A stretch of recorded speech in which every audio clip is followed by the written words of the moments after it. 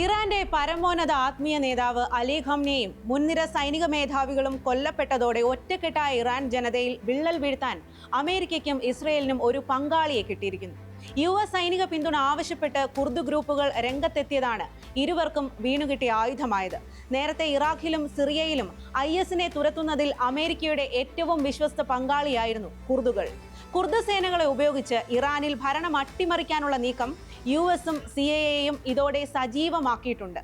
Iraq അതിർത്തി മേഖലകളിലും Iraqi കുർദിസ്ഥാനിലും സജീവ സാന്നിധ്യമായ കുർദുകൾക്ക് ആയുധ സഹായം നൽകാനൊരുങ്ങുകയാണിവർ. ഇറാനിൽ ആക്രമണം ശക്തമാക്കി ഭരണം ദുർബലമാക്കാനായാൽ കുർദുകൾക്ക് കാര്യങ്ങൾ എളുപ്പമാകുമെന്നും അവർക്ക് ഭരണം പിടിച്ചെടുക്കാനാകുമെന്നും അമേരിക്ക കണക്കുകൂട്ടുന്നു. അതേസമയം ദിവസങ്ങളായി അമേരിക്കയും ഇസ്രയേലും ചേർന്ന് ഇറാനിൽ ഏറ്റവും കടുത്ത ആക്രമണം തുടരുകയാണ്. ഈ സാഹചര്യത്തിൽ സ്പോട്ട്ലൈറ്റ് പരിശോധിക്കുന്നു. കുർദുകളുടെ പാവ സർക്കാർ ഇറാനിൽ വരുമോ?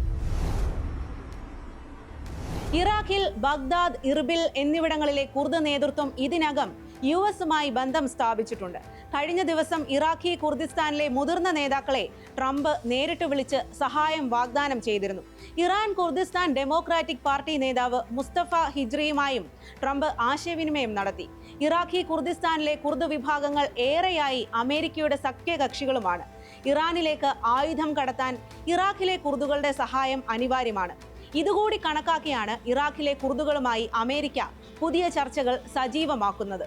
ഇറാനിൽ കരയാക്രമണത്തിന് പദ്ധതിയുള്ളതായി കഴിഞ്ഞ ദിവസം US സൂചന നൽകിയിരുന്നു. പടിഞ്ഞാറൻ ഇറാൻ വഴി കരയാക്രമണം നടത്തുന്ന പക്ഷം കുർദുകളെ കൂടി പങ്കാളികളാക്കിയാകും നടത്തുക. ഇവരെ മുൻനിർത്തി ഒരു വശത്ത് ആക്രമണം നടക്കുമ്പോൾ മറുവശത്ത് ഭരണം അട്ടിമറിക്കൽ എളുപ്പമാകും. മധ്യപൂർവ്വ ഏഷ്യയിലെ തദ്ദേശീയ വംശീയ വിഭാഗമാണ് കുർദുകൾ. ലോകത്ത് സ്വന്തമായി രാജ്യമില്ലാത്ത ഏറ്റവും വലിയ വംശീയ ഗ്രൂപ്പുകളിൽ ഒന്നാണ്. ഏകദേശം 3 മുതൽ 4 കോടി വരുന്ന ഇവർ തുർക്കി, ഇറാഖ്, സിറിയ, ഇറാൻ എന്നീ 4 രാജ്യങ്ങളുമായി അതിർത്തി പങ്കിടുന്ന കുർദിസ്ഥാൻ എന്ന് വിളിക്കപ്പെടുന്ന ഒരു പർവ്വത പ്രദേശത്താണ് ഇവർ താമസിക്കുന്നത്. ഒന്നാം ലോക മഹായുദ്ധത്തിന് ശേഷം ഒട്ടോമാൻ സാമ്രാജ്യം തകർന്നപ്പോൾ കുർദുകൾക്ക് സ്വന്തമായി ഒരു രാജ്യം നൽകുമെന്ന് വാഗ്ദാനം ചെയ്യപ്പെട്ടിരുന്നുവെങ്കിലും അത് പാലിക്കപ്പെട്ടില്ല. പതിറ്റാണ്ടുകളായി തങ്ങൾക്ക് സ്വയംഭരണാവകാശമോ അല്ലെങ്കിൽ കുർദിസ്ഥാൻ എന്ന പേരിൽ ഒരു സ്വതന്ത്ര രാജ്യമോ വേണമെന്ന ആവശ്യവുമായി അവർ പോരാടുകയാണ്. ഇറാഖിലെ കുർദുകൾക്ക് കുർദിസ്ഥാൻ മേഖല ഭരണകൂടം എന്നതിലൂടെ ഒരു പരിധിവരെ സ്വയംഭരണാവകാശം ലഭിച്ചിട്ടുണ്ട്. സിറിയൻ ആഭ്യന്തര യുദ്ധത്തിന് ശേഷം വടക്കൻ സിറിയയിലെ ചില ഭാഗങ്ങളിലും അവർക്ക് സ്വയംഭരണമുണ്ട്. തുർക്കിയ, ഇറാൻ എന്നീ രാജ്യങ്ങളിൽ ഇപ്പോഴും കുർദുകൾ ശക്തമായ വിവേചനം നേരിടുന്നു. ആവശ്യം കഴിഞ്ഞാൽ അമേരിക്ക കൈവിടുമോ എന്ന ആശങ്ക കുർദുകൾക്കുണ്ട്.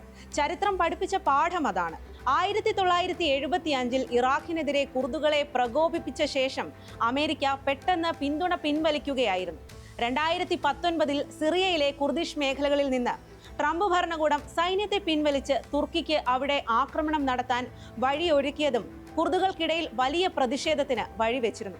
അതേസമയം സദ്ദാം ഹുസൈനെതിരായ പോരാട്ടത്തിൽ അമേരിക്ക ഇറാഖി കുർദുകളെ സഹായിച്ചു. 1991 അവർക്ക് പ്രത്യേക സുരക്ഷാ മേഖല ഒരുക്കി നൽകിയത് അതിൽ പ്രധാനമാണ്. മുൻ അധിനിവേശ രാജ്യങ്ങളിൽ ചെയ്ത പോലെ വിമത സംഘങ്ങൾക്ക് ആയുധവും പണവും നൽകി പ്രക്ഷോഭം സംഘടിപ്പിക്കാനാണ് അമേരിക്കൻ ചാരസംഘടനയായ CIA ശ്രമം. വർഷങ്ങളായി ഇറാൻ വിമത പക്ഷത്ത് നിൽക്കുന്ന കുർദുകൾ കുർദിസ്ഥാൻ പ്രവിശ്യയിലും പടിഞ്ഞാറൻ ഭാഗങ്ങളിലും ആക്രമണം നടത്തുന്നുണ്ട്. CIA ഇറാഖിലെ കുർദിഷ് ഗ്രൂപ്പുകളും തമ്മിൽ ഏറെക്കാലം സഹകരിച്ച് പ്രവർത്തിച്ചിരുന്നു. സിറിയയിൽ മുൻ പ്രസിഡന്റ് ബഷാറുൽ അസദിനെതിരായ പോരാട്ടത്തിൽ കുർദിഷ് സൈനികർക്ക് അമേരിക്ക ധനസഹായവും ആയുധ പരിശീലനവും നൽകിയിട്ടുണ്ട്. ഇറാനെ ആഭ്യന്തര പ്രക്ഷോഭത്തിലേക്ക് നയിക്കാൻ ഒന്നിലധികം കുർദിഷ് ഗ്രൂപ്പുകളുമായി CIA ചർച്ചകൾ നടത്തി വരികയാണെന്ന് വാർത്താ ഏജൻസി CNN ചൂണ്ടിക്കാട്ടുന്നുണ്ട്. പുതിയ ഭീഷണി മുൻകൂട്ടി കണ്ട് ഇറാൻ സൈന്യം പടിഞ്ഞാറൻ മേഖലയിലെ കുർദിഷ് കേന്ദ്രങ്ങളെ ലക്ഷ്യമിട്ട് ആക്രമണം തുടങ്ങിക്കഴിഞ്ഞു. ഇറാൻ യുദ്ധത്തിൽ കുർദ് പോരാളികളെ ഉപയോഗിക്കുന്നത് അമേരിക്കൻ ഇസ്രയേൽ സഖ്യത്തിന് തിരിച്ചടിയാകുമോ എന്ന ആശങ്ക ഉയരുന്നുണ്ട്. കുർദ് വംശജരിൽ ഭൂരിഭാഗവും സുന്നി മുസ്ലിങ്ങളാണ്. ഷിയ ഭൂരിപക്ഷ രാജ്യത്ത് ന്യൂനപക്ഷമായി തുടരുന്ന ഇവർ അധികാരമേറ്റാൽ വൻ പ്രതിഷേധത്തിനും വഴിവെച്ചേക്കും. ഇറാനിൽ ആഭ്യന്തര യുദ്ധത്തിന് വഴി തുറക്കുമെന്നും ഇത് മേഖലയെ കൂടുതൽ അസ്ഥിരമാക്കിയേക്കും എന്നാണ് ആശങ്ക. മാത്രമല്ല, വലിയ യുദ്ധത്തിന്റെ ഭാഗമാകുന്നത് കുർദുകൾക്ക് തന്നെ വലിയ നാശനഷ്ടങ്ങൾ വരുത്തിവെക്കാൻ സാധ്യതയുണ്ട്. കുർദുകളുടെ സൈനിക മുന്നേറ്റം തുർക്കി, സിറിയ, ഇറാഖ് എന്നീ രാജ്യങ്ങളെ പ്രകോപിപ്പിച്ചേക്കാം. സ്വതന്ത്ര കുർദിസ്ഥാൻ എന്ന ആശയം ഈ രാജ്യങ്ങളെല്ലാം എതിർക്കുന്ന ആശയമാണ്. ഇറാനിലെ ഭരണകൂടത്തിന്റെ ക്രൂരതയ്ക്കെതിരെ രാജ്യത്ത് നിരവധി പ്രതിഷേധങ്ങൾ ഉയർന്നിരുന്നു. എന്നാൽ അലി ഖമനിയെ കൊല ചെയ്ത് ഇപ്പോൾ അമേരിക്കൻ ഇസ്രയേൽ ചേരി നടത്തുന്ന ആക്രമണത്തോട് അന്ന് പ്രക്ഷോഭം നയിച്ചവർക്ക് പോലും പ്രതിഷേധമുണ്ട്. അതുകൊണ്ട് അവർ ഇതുവരെ മുന്നോട്ട് വന്നിട്ടില്ല. ഇറാനിലെ ജനകീയ പ്രക്ഷോഭങ്ങളെ സഹായിക്കുന്നതിന് പകരം വംശീയമായ സൈനിക ഗ്രൂപ്പുകളെ ഉപയോഗിക്കുന്നത് ഇറാന്റെ ദേശീയ വികാരത്തെ ഉണർത്താനും നിലവിലെ ഭരണകൂടത്തിന് കൂടുതൽ ജനപിന്തുണ ലഭിക്കാനും ഇടയാക്കിയേക്കാം. അതിനാൽ അമേരിക്കയുടെ കുർദ് പദ്ധതി എത്ര ഫലവത്താകും എന്നത് കണ്ടറിയണം.